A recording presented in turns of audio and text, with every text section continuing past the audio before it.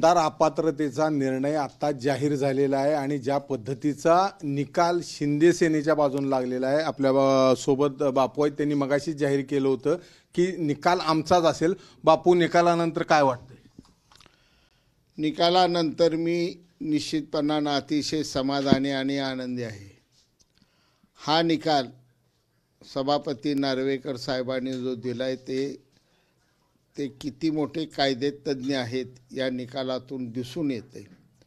त्यांनी निकाल देत असताना प्रत्येक गोष्टीचा अत्यंत बारकावा तपासून पाहिलेला आहे आणि यातून एक निश्चित होतंय की शिंदे साहेबांचे आमदार तर अपात्र झाले नाहीतच, परंतु त्याही पेक्षा पक्ष प्रमुखाला आणि मुख्यमंत्र्याला हुकुमशाही पद्धतीनं वागता येणार नाही, पक्ष हा लोकशाही पद्धतीनं चालवावा लागेल अशा पद्धतीचा संकेत मिळालेला आहे।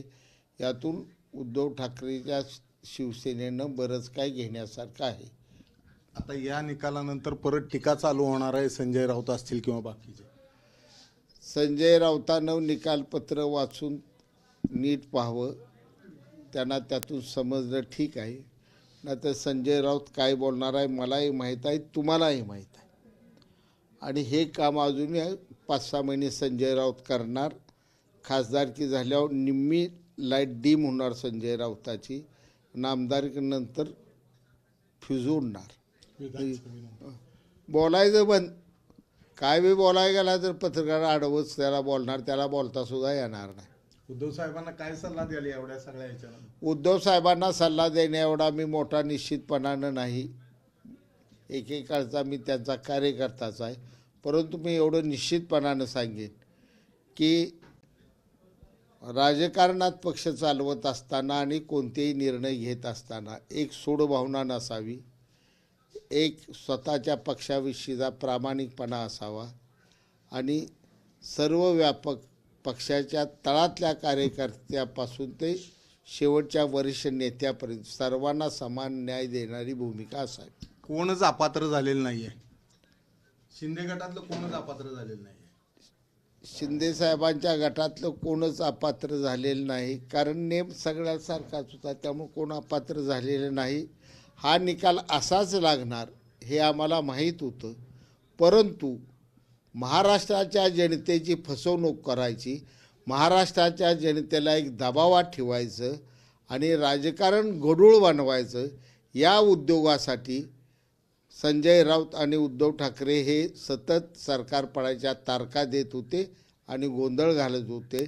महाराष्ट्राची जनता त्यांना माफ करणार नाही। सणसणीत चपराक आहे ही निश्चितपणानं अतिकायदेतज्ञ समजणारा परवाना आणि सुरेश प्रभूलाही दिलेली कायद्याची सनसनीत चपराक आहे। आता लोकसभेचाही निवडणूक हे चालू होईल रणसंग्राम, काय फायदा मिळेल या निकालाचा? या निकालामुळं लोकसभेला एक उत्साहाचं निश्चितपणानं महायुतीमध्ये वातावरण निर्माण होणार आहे, आत्ताच झालेला असणार आहे आणि हा निकाल निश्चितपणानं महाराष्ट्राच्या जनतेला सांगून जाईल की बोलणारी समोरची लोक किती लबाडाने खोटं बोलत आहेत, हे आज ते उघडे पडलेले आहेत। त्यांची पतता महाराष्ट्राच्या जनतेसमोर राहिलेली नाही।